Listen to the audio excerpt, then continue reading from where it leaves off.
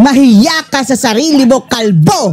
Oh, yan talaga ang banat mga kababayan ni Mayor Baste Duterte dito kay Baguio City Mayor Benji Magalong na nakikialam sa Davao City mga kababayan. Dahil kung inyong matatandaan, sumali itong si Magalong mga kababayan sa panggigipit sa mga Duterte. Naging kasangkapan mga kababayan ni Marcos na Jr. sa pang-iipit sa lugar ng mga Duterte na wala naman silang napala mga kababayan. Pumalag dito si Mayor Baste Duterte. At ang sabi niya, upaw! Oh, nang ibig sabihin mga kababayan, kalbo! Mahiyahiyak ka naman, kalbo. Oh, yan talaga ang sabi ni Mayor Baste Duterte mga kababayan na nakikialam ng syudad ng may syudad. Bakit hindi na lang daw nito atupagin ang kanyang sariling syudad mga kababayan sa Baguio? Na as if mga kababayan, as if kumpara daw mga kababayan sa boto ni dating Pangulong Duterte at maging kay Baste. Gamunggo! Oh, gamunggo lang itong boto ni Magalong mga kababayan. Tapos kung makaasta, akala mo siya ang bida-bida daw mga kababayan na nag-iimbestiga sa Davao? Panoorin niyo po ha. O anak ba na? O, itatranslate natin mga kababayan ha, dahil nasa local dialect po ito. Ganito kasi yan, sabi ni Baste. Pero tanaw ha. Oh, look at this. Despite the adversity nga atong ginaatubang ani ato ang dakbayan. Despite of the adversity na ating hinaharap dito sa ating bayan, dito sa ating syudad, sa Davao. Sige tagpalisuran, tanawa. Oh, pinapahirapan tayo, tingnan nyo. Na ay, unsa ba no? Itong ICI nila nga, investigative body daw. Oh, mayroong ICI na ano ba yon, yung investigative body? Kung nga mo adto dire. Na pumunta dito? Nga nay upaw nga mayor nga baga kay gnaong. Oh, na may kalbo na mayor na makapal ang mukha. Grabe. Kalbong mayor na makapal ang mukha. Nasa kaugalingon ng syudad mo adto dire. Oh, na may sarili sana siyang syudad pero pumunta talaga dito. Unya gitan-aw na ko yang boto sa 60% ra sa dito siyang lugar. Oh, pero nung tinangnan ko ang kanyang boto, 60% lang ng mga botante ang nakuha niya. Oh, maliit lang masyado mga kababayan ang nakuhang boto ni Magalong. Baga kisag naman para mag-imbestiga kuno dire. Ang kapal na kanyang pagmumukha para mag-imbestiga siya dito. Ang atong mayor, Ang ating mayor, si Mayor Rudy Duterte mga kababayan. nga si Rodrigo Roa Duterte, gipili 85 to 90% of Davaoenos. Ang ating mayor na si Rudy Duterte, pinili ng mga taga-Davaoenyo, 85 to 90% ng population bumoto. May inyong imbestigahan. Tapos kami ang inyong iimbestigahan. Tingnan nyo mga kababayan ha. Ito ang nakuhang boto ni Magalong. Oh. Tingnan nyo mga kababayan, ang nakuhang boto ni Magalong mga kababayan, 55,000 lamang. 55,000 ha? Muntikan pa nga siyang matalo mga kababayan, 43,000 ang kanyang kalaban. Muntikan pa siya matalo. Pero tingnan nyo ang boto ng mag-amang Duterte sa Davao City. Rodrigo Duterte, 662,000 mga kababayan. Ano yung 55,000 mo Magalong? Kahit pa nga ipagpalagay natin mga kababayan, dito sa tinalo ni Tatay Digong, na 80,000 na si Carlo Nograles mga kababayan, kung ikukumpara mo kay Magalong, mayroon pang mukhang ihaharap si Nograles mga kababayan na 1/10 lang ang nakuhang boto ha, kumpara kay Tatay Digong. 80,000 pa. Si Magalong 55. Tapos si Baste, mga kababayan, 651,000. Kumpara ka Magalong, 55,000 lamang. At wag ka mga kababayan, binadgetan pa ha, ng AX, MAX at iba pang mga mga kababayan. Ayuda. Ang sabi mga kababayan, per head ang budget ha, sa 1 million voters plus mga kababayan ng Davao City. 1,000 per head ang binadget nila mga kababayan para makakuha sila ng 1 million boto. Anong nangyari? Oh, walay. 1 billion, 1.1 billion mga kababayan ang binadget ng mga bangag para sa mga Nograles para matalo si Duterte, si Rudy Duterte at si Baste Duterte. Hindi umubra sa Davao City mga kababayan. Oh, tingnan nyo. Tapos ang kapal ng pagmumukha nito si Magalong mga kababayan, anong pakialam niya sa Davao City? Doon pa siya nag-iimbestiga. 2 beses pang nagpunta. Di ba, Mayor Baste? Ulaw sa tas pagkaupaw. Oh, mahiya naman tayo sa iyong pagkakalbo. Kapal na mukha mo, Magalong. Oh, sabi niya mga kababayan. Mahiya naman tayo sa iyong pagkakalbo. Dagang mga department heads, mga iguan eh. Maraming mga department heads ang matatamaan dito. Pag sabi niya kalbo mga kababayan dahil kadalasan ng mga department heads sa kakalbo na, di ba? Malapit ka na rin. Malapit ka na rin baste. Binakita niya ang kanyang buhok dito mga kababayan sa parang obispo style mga kababayan. Numipis na. Basta kita, pasakte na lang na sila. Pero tayo, hayaan na lang natin yan sila. Sabi ni Baste. Ang politika, PR politics. Yang kanilang klase ng pamumulitika, PR politics. Dugay na nilang naandan sa ilang kinabuhi ngayon nilang yapon. Basta kita, matagal na nila yung ginagawa. Pero tayo, mga Dabawenyo, tayo mga Dabawenyo, NGO nga maminaw ninyo. mayroon kayong local government unit na nakikinig sa inyo. Naamoy Vice Mayor. Mayroon kayong vice mayor. Acting mayor, may acting vice mayor na mga maminaw ninyo. Na acting mayor na nakikinig sa inyo. Tanan ang gusto sa Dabawenyo, tanang mulo, masulbad, tanang gusto mahatag. Lahat ng gusto ng mga Dabawenyo, lahat ng mga request, mabibigay. Maog yun na.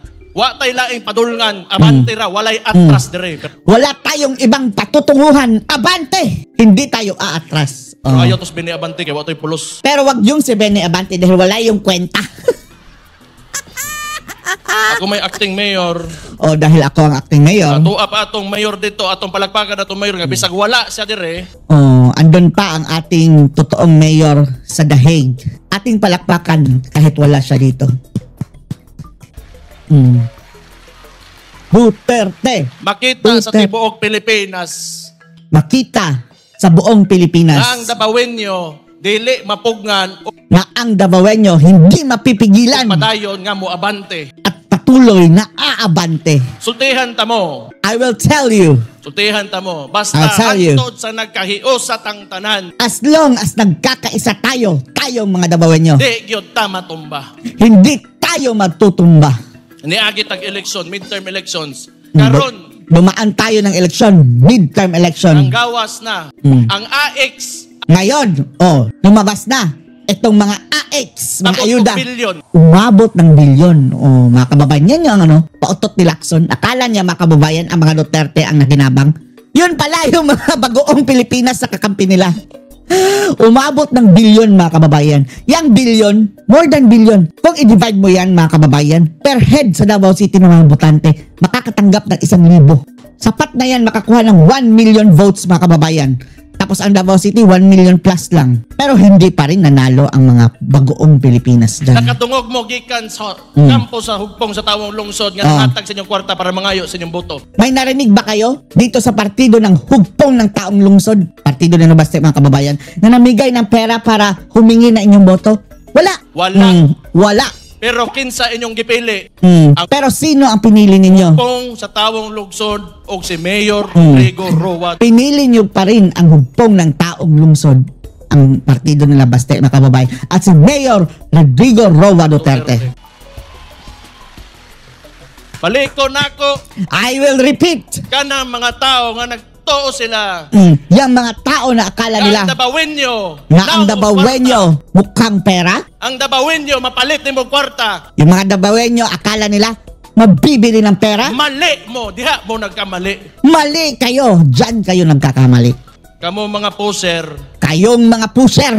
Kana mga kinabuhi ninyong ginaguba. Yang mga buhay na inyong sinisira. Kana mga bata nga ginapakaon ninyo anang sabo. Yung mga bata na pinapakain nyo ng pulburon. Pabayron tamo pag abot sa panahon. You will pay for it. Magbabayad kayo pagdating ng panahon. Swerte lang mo karon. Swerte niya ngayon ha? Swerte niya lang ngayon. Kay ingon pa sa igsoon sa presidente, bangag kuno ug atik iyang igsoon. Dahil sabi pa ng kapatid ng presidente na si Amy Marcos, bangag ang kanyang kapatid na si Presidente Bongbong Marcos Jr. Swerte niyo lang mga adik, swerte niyo lang. No. So, now we have the Davao bus. These are only 10 buses. This is not the entire project. So, it's supposed to be funded by the national government. But Davao bus system mga kababayan, supposedly funded ng national government. Pero anong ginawa nila mga kababayan? Ginorgora ang pondo. Mas inuna pa nila yung pambili ng boto mga kababayan. Hindi pinondohan. Pero ang Davaoenyo mga kababayan, ang Davao City, nag-initiative na sila mga kababayan. Naumpisahan na kahit walang support ng national government. We cannot wait for that to happen since I think the national administration has other priorities as of now. Iba ang prioridad mga bangag. So wala kay nila mapundok Wala nila, hindi nila pinondohan. As you all know, Davao City is debt-free until now. Walang utang ang Davao City, mga kababayan. Hanggang ngayon, walang utang. Ang daming pera, mga kababayan. So wag tayo utang. Walang utang! Noon kaya na to mo gasto, mo palit Kaya daw nilang mga kababayan gumastos at bumili ng mga bus. og mga ingon aning sakyanan para sa para sa inyo ha. Hindi lang po bus, mga kababayan, ang binibili ha. Yung mga terminals, mga kababayan, facilities, malaki, bilyon-bilyon yan, mga kababayan, ang gastos niyan. Sinabotahe ng Marcos administration, sinabotahe. Pero hindi yan hadlang para i-proceed nila, mga kababayan. So ako hangyo lang ang pinga nato ni siya. Pero ang pakiusap lang ni Baste, mga kababayan, sa mga Davaoenyo, ingatan natin ang mga bus na ito. Ang gaganda, mga kababayan. Nakita niyo yung mga airport bus, yung ang haba, tapos talagang maluwang na maluwang, mga kababayan. Ganyan. Fully air-conditioned, mga kababayan. Mayroong TV, mayroong CCTV, mayroong Wi-Fi din. Wi-Fi din ba? Mukha. Kato baboyon. Huwag nating babuyin. Ilhan ang mga Davaoenyo nga mga limpyado ng mga tao. Kilala ang mga taga Davao ng mga responsable at malilinis na tao. Disiplinado. So kana sa paggamit sa ato ang mga pampubliko na mga sakyanan. Kaya nakikiusap si Baste sa paggamit ng mga pampublikong sasakyan na ito. At po ng buhaton. We will behave. Gagawin natin ang pag-iingat, mga kababayan. Ingatan at hindi sirain. We will behave. As expected of us. As So mao expected of ginako us. ang hangyo lang sa inyo ha. Yan lang Dili ang na to pakiusap. dauton atong mga gamit. Huwag nating sirain ang ating mga gamit. So ang tibuok project is moabot na sa 70 billion. So Mga kababayan, ang buong project na ito, 70 billion, mga kababayan, ang halaga. Supposedly, pinirmahan na yan ni Bangag, mga kababayan, na 2022. May inauguration na yan, mga kababayan, yung kakampi pa ni Sara. And then, hindi nila pinondohan. medyo dako na siya. And unfortunately, medyo wala kayo dili aligned ang Unfortunately, dili man pod aligned pero hindi aligned. The national government is not supporting The national government is not supporting sa us aning nato nga kagustuhan. dito sa mga proyektong mga ganito. Pero I think and I believe, we believe We that the believe. Davaoenyo is ready to move forward. So Move forward! Abante liling! diri sa tibuok Pilipinas, if I'm not mistaken, kitas mga pinakauna, if not kita lang, ang ni-invest to gingon ani for public transportation. Oo nga, mga kababayan. Parang yung Davao bus system, kagaya ng ibang bansa, mga kababayan, na mayroong schedule sa rota, talagang mayroong bus stop, mga kababayan. Parang una ito, outside Metro Manila, mga kababayan. Una ito. So congratulations to you mga Davaoenyo. Congratulations. Unsa pa may sunod? Dali, Ano pa? Pasko. Ang Pasko gani maghinatagay, di ba? Dahil andito na ang Pasko, mga kababayan. At ang Pasko ay panahon ng So pagbibigayan. kita mga Davaoenyo na ilhanta nga So tayo, mga Davaoenyo, ang sabi niya, mga kababayan, noon tayo mahinabangon, na pagbigay ng tulong. disiplinado, Disiplinado. values ang atong ginasturyan. Values. Kalinaw labi na Pasko. At saka kapayapaan, lalong-lalo na sa Pasko. So kana dugay na natong na practice kani adto pa So yan, matagal na nating practice yan. Dati pa. Pinugdanan pa lang gyud. Kami Sa mga umpisa dugay pa na lang. kaming politiko diri sa Davao gikan Kami, matagal na kami mga politiko dito. sa kuamahan.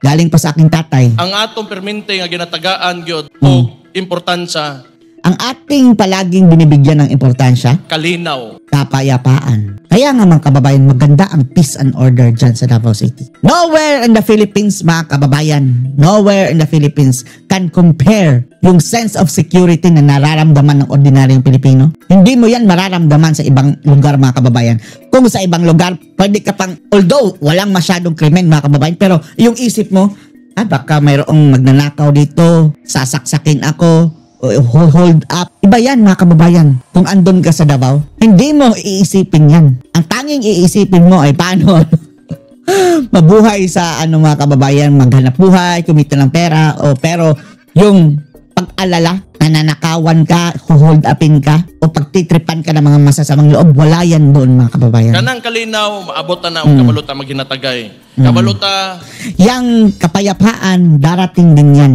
Kung marunong tayong magbigayan. Mulingi sa itong isig katao, matag o respeto sa itong isig katao. Kung marunong tayong lumingon sa ating kapwa at magbigay ng respeto sa ating kapwa. Diha magsugutanan sa Diyan mag-uumpisa lahat pamatasan nato. sa ating attitude. Oh. Ug kana makuha nato At yan daghang makukuha pagkakitang natin nga at mosunod iba pang mga bagay lambo sa atong lugar. na makakapag-unlad sa ating bayan. So ato lang i-prioritize gyud karon. Mahimo ta mga responsable o mga disiplinado na mga dabawenyo para So ang ipaprioritize natin ngayon, maging responsable tayo at maging disiplinadong mga sa dawawenyo. atong syudad. Unya sa ang mga ating syudad. bata importante pasudlo na to eskwelahan.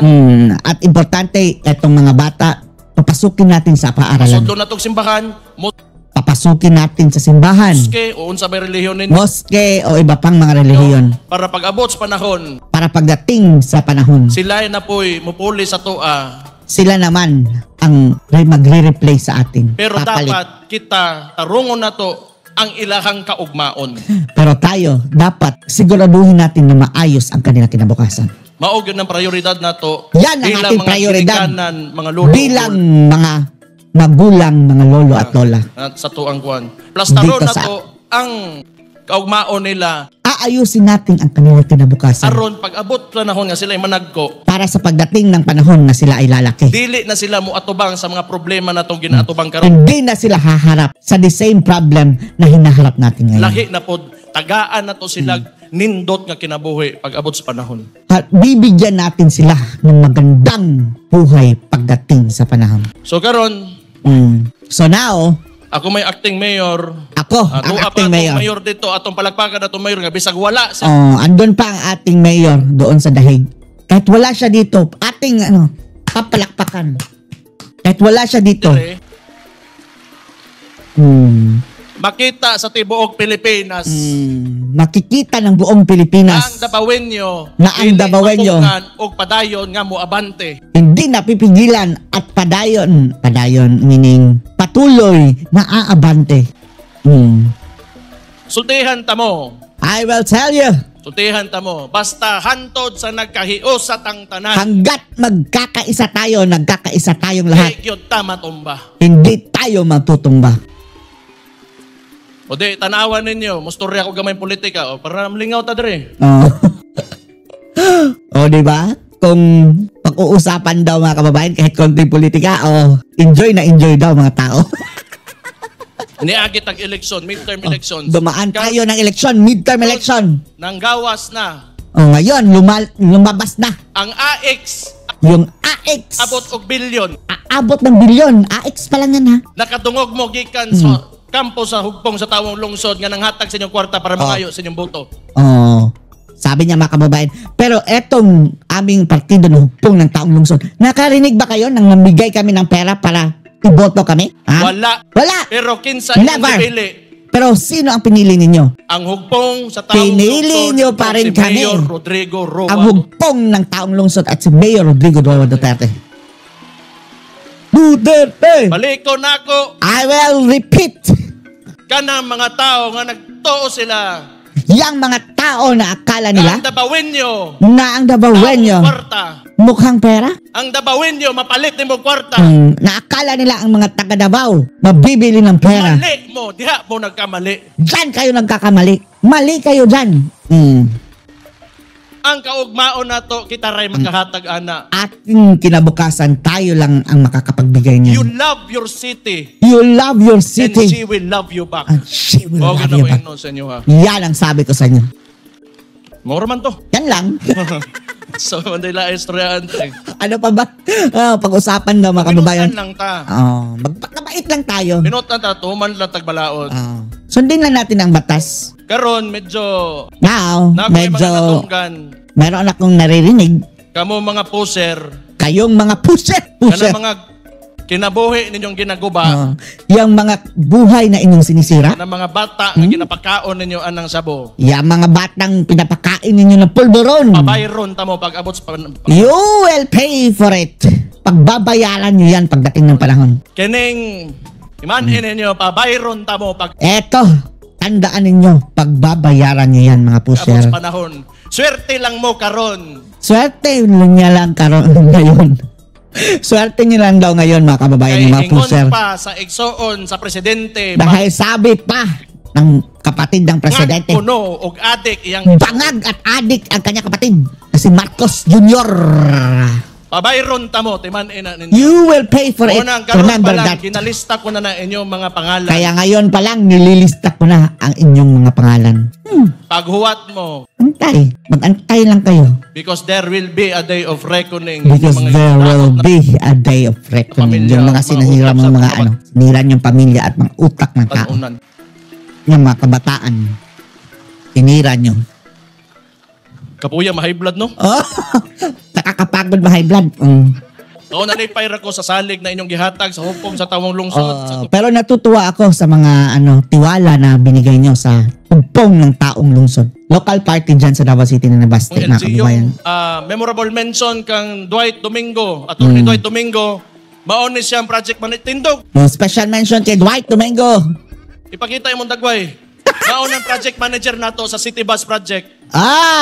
Sige mga kababayan. So daghan pa tayong mga big ticket projects. We have Marami pa daw sila mga malaking proyekto mga Waste to kababayan. Energy.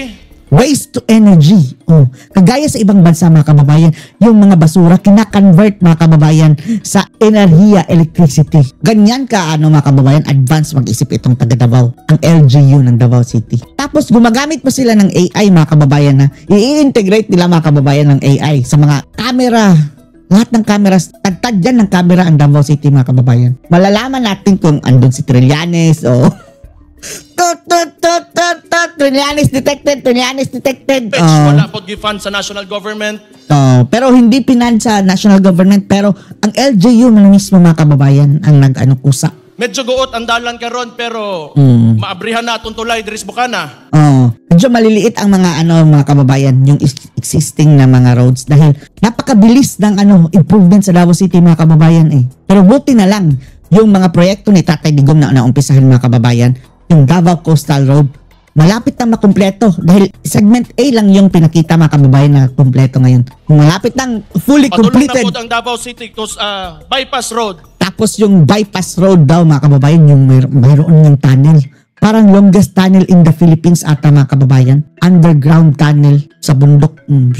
Hapit na. Malapit na rin. Lang, sinaptanay lang, tinabangay lang. Konting tiis na lang. Konting tiis na lang. Adulong ta sa Kalambuan. Malapit na tayong mapunta sa Paputi.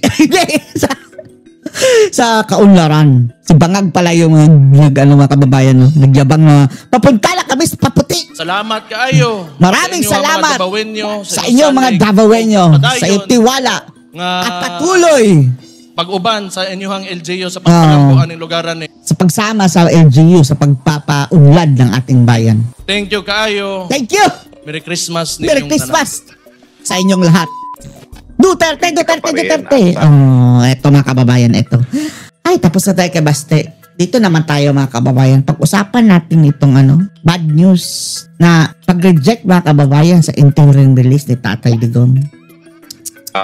Realities ang magdidictate Ay, kung nako. malalabasin si Tatay Digong. Nagsalita na kasi yung ambassador ng Japan ng huling Assembly of State Parties ng ICC na bilang pinakamalaking donor ng ICC, hindi sila maligaya na puro acquittal ang nagiging desisyon ng hukuman. So hindi na ako nagtataka na talagang pinupuruhan nila ngayon si Tatay Digong. No?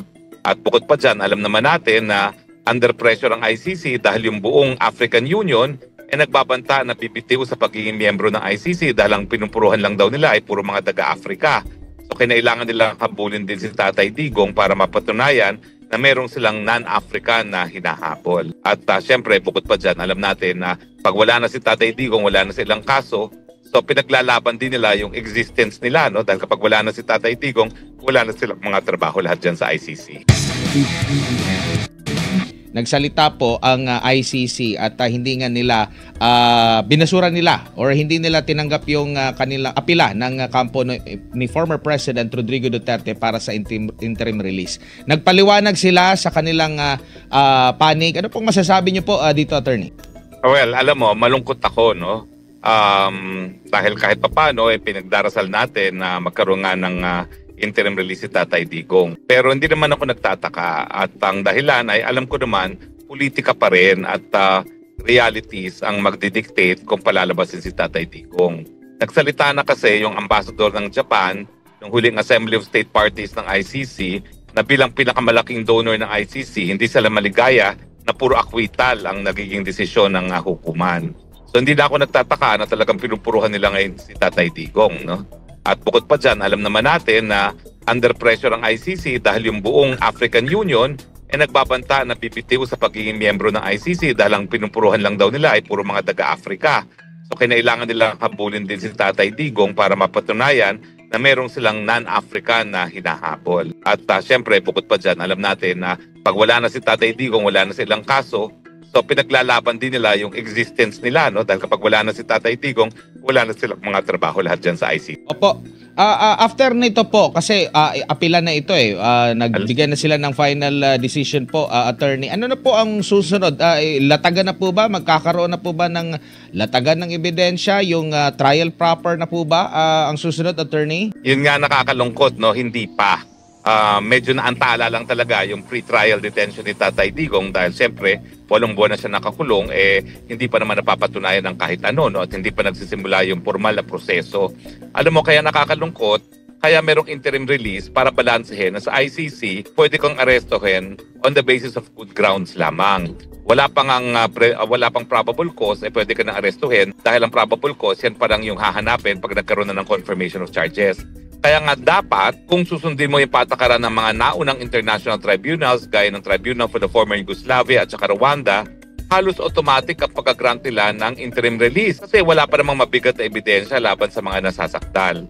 Pero dito sa ICC, iba ang naging practice ng hukuman. Talagang hindi sila nagbibigay ng interim release, no? Kapag ikaw ay akusado ng war crimes, crimes against humanity, no? But in any case, meron pang nakabinbin sa appeals chamber yung sa issue ng jurisdiction. Yun sa akin ang pinaka-importante. Dahil pag tayo nanaig doon sa issue ng jurisdiction, ibig sabihin yan, wala nang kaso si Tatay Digong at makakauwi na.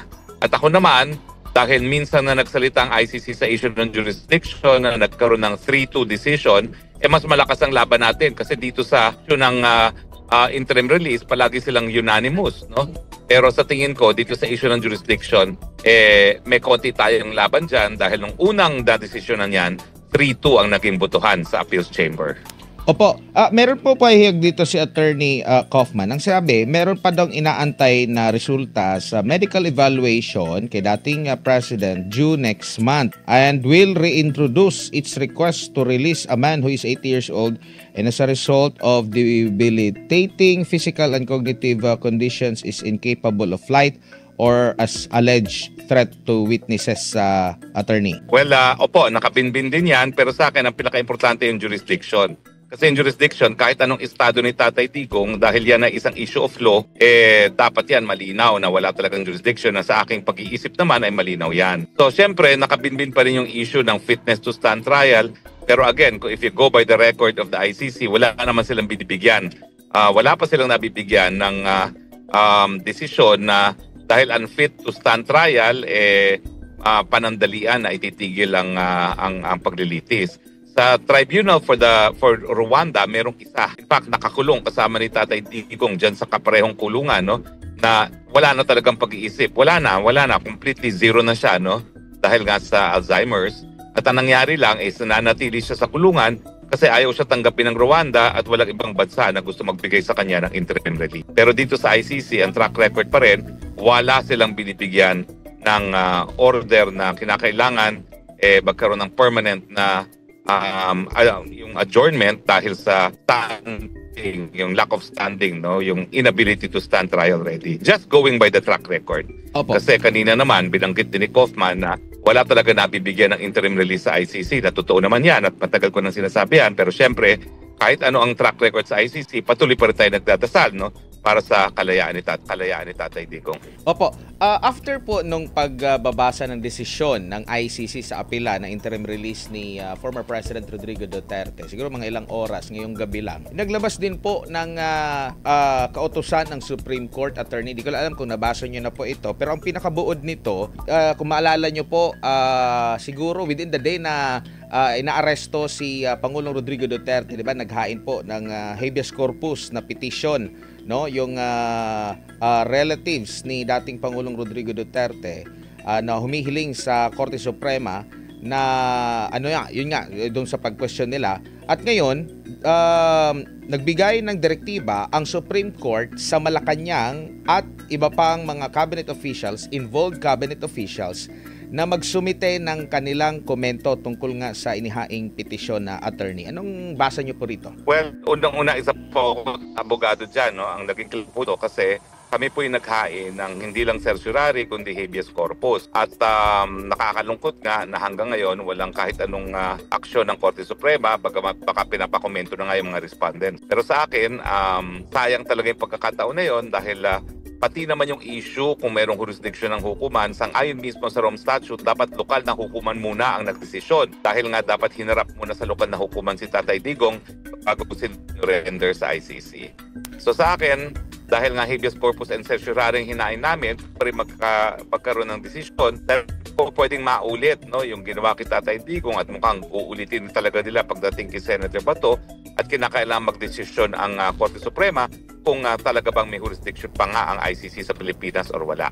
Opo. Nababasa ko sa mga komento ng mga netizen pag merong mga desisyon ng Korte Suprema, yung iba pa nga after na nung inihain nyo po na habeas petition, sinasabi nila, saglit lang, mas nauna pa itong yung kay dating Pangulong Rodrigo Duterte. Bakit wala pang desisyon? Ito, late na ito, nagkaroon agad ng hakbang. Pero sa tingin nyo po, attorney, hinog na ba para desisyonan ito ng Korte Suprema sa haba po ng panahon, sa malinaw naman yung sinasabi po ng ating mga batas, or tingin nyo po meron ding ikinukonsidera itong Supreme Court, attorney? Well, kasi ang sasabihin ng ilan dyan, it's smooth and academic kasi wala na nga sa jurisdiction ng Pilipinas si Tatay Digong, nasa Dahig. Pero sa akin, miski wala ng jurisdiction sa pagkatao ni Tatay Digong, it's an issue involving transcendental importance dahil ang nakasalalay dyan yung soberenya natin. Ang issue is dapat pa bang litisin ang mga di umanong mga krimen na nangyari sa Pilipinas ng ICC ngayong hindi na nga tayo miyembro ng ICC. Bukod pa dyan, meron talagang pangangailangan na bigyan ng linaw ng Korte Suprema kung talaga nga bang may jurisdiction pa ang ICC at kung yung rules on extradition na kailan lang na-promulgate ng ICC ay applicable pagdating sa ICC dahil lang nakasulat dun sa rules on extradition, yan ay applicable kapag bansa ang humingi ng extradition. Now, itong transcendental importance, itong for education purposes at yung is capable of repetition and yet evasive of judicial review, yan yung tatlong exception dun sa rule na kinakailangan moot ang isang controversy bago magdesisyon sa ang Korte Suprema. Pero sa tingin ko, yung tatlong exceptions, lahat yan applicable sa kaso ni Tatay Digong. Opo, Attorney, si MJ po ito. Sir, marami pong nagtatanong, no? Marami rin pong nagko-comment. Sinabi po ng ICC na media reports, pwede ng ebidensya. Anong tingin mo dyan, sir? Doon ako pinaka na-shock, no? Dahil ako 35 years na nagpa-practice dyan sa Pinas, no? Ang media reports talaga ay walang balor sa atin. Ang media report ay hearsay. Kaya kinakailangan, tumayo talaga mga testigo, hindi lang yung mga reporters na nakakamasyon na wala naman silang personal knowledge, no? So sa akin, nakakalungkot nga, no, na ang issue kalayaan ng isang 80 anyos, pero isa sa naging batayan ng Korte Suprema na mapatuloy pang nakakulong ang 80 anyos na yan ay mga media report. Kung pagbabatayan ng media report, nga dapat ko kayo kausap, no? Dahil dapat daw ako'y arestado na, no? At nakakulong, no? So yan po dahilan naman kung bakit ang hukuman sa Pilipinas ay hindi man pinibigyan ng pansin ang mga media reports. Kinakailangan first-hand personal knowledge. Opo, at pupuntahan ko na po ang iyong paksa, attorney. Ano ho ba ang totoo? Kayo ho ba ay naaresto? Ano po ba ang paglilinaw po niyo, Attorney Harry? Marami kasing mga balita dito, sir, na kayo po ay napuruhan daw na dyan po sa ibang... May kumalat pa na pictures na hawak-hawak ka ng mga pulis. Uy, parang AI ba yun? generated. AI? Opo. Well, nakakalungkot nga ng mainstream media sa Pilipinas ay gumagawa ng balita na walang verification. Never po ako na-arrest. Ang totoo po niyan, nagkaroon po ng desisyon na ako daw ay dapat pumunta ng Austria dahil according to sa tinatawag na Dublin Rules, ang country na nag-issue ng visa ang dapat mag-process ng asylum. At itong Dublin Rules naman ay para lamang maiwasan yung multiplicity of filing of asylum procedure dahil dito naman sa EU, meron silang iisang Schengen area, isang political territory na tinatawag. So ako naman, sige, dahil sabi nyo, Austria, umayag akong pumunta ng Austria, sumakay ako ng eroplano. Pero ang problema kasi, nagkaroon ako ng dalawang operasyon. No? Isa, yung 30 ng Oktubre at saka yung isa naman ay yung Lunes lamang, no, itong linggong ito. At yung dalawa kong doktor ay nagsabi na I am unfit to fly. So nung tinanong ako ng kapitan at ng airport police kung ako ba ay kung sumakay sa flight na yun, ang sabi ko hindi. Sabi ng mga doktor ko, ako ay unfit to fly. Eh sinabi naman ng airport police, pero meron din kaming certificate dito sa doktor na kinonsulta ng gobyerno na ikaw ay fit to fly. Sabi ko, tinanong nyo ako, bakit ako maniniwala sa ibang doktor na ang naging basehan lang nila na ako ay fit to fly, kinuha nila ako ng blood pressure at saka ng oxygen level, no, sa aking daliri. So syempre, dahil tinatanong nyo ako, mas naniniwala ako sa sarili kong doktor na nag-opera sa akin at hindi sa kahit sinong doktor. At dahil dyan, tinanong ako uli, gusto mo bang lumipad? Ang sabi ko, hindi. Kaya pinababa ako ng eroplano. Opo, tsaka alam mo naman, attorney, pamahalaan ay nagsasabi mismo na yung passport mo raw ay kanselado na. Ano bang tingin mo dyan, Attorney Harry? Well, wala pong epekto yan sa aking asylum. Kasi nga, dito sa Dublin rules, dalawang rules. Yung bansa na nag-issue ng visa o di naman kaya yung bansa na una mong pinasukan. Kaya ako nakipaglaban na ang Netherlands ang may karapatan nag-process na application ko dahil yun naman ang una kong pinasukan. Pero ang explanation sa akin, gagamitin lang yon kapag pumasok ang isang asylum seeker na walang passport at walang visa. So for purposes of asylum, hindi kinakailangan ng passport, hindi kinakailangan ng visa. Pagdating naman sa red alert notice, no, hindi kasi yan warrant of arrest. Pakulo lang ng gobyerno yan nung kinidnap nila si Tatay Digong para magkaroon sila ng basehan na kidnapin nga si Tatay Digong. Pero hindi po yung warrant of arrest, yan ang pakiusap lamang na arestuhin ng isang tao. Hindi po yung warrant of arrest at ang isang asylum seeker hindi po pwedeng pabalikin sa kanyang bansa hanggang hindi matapos yung proseso ng asylum, no? Hanggang hindi magkaroon ng desisyon na granted or not granted ang asylum. Ang tawag po dyan ay yung right to non-refoulement.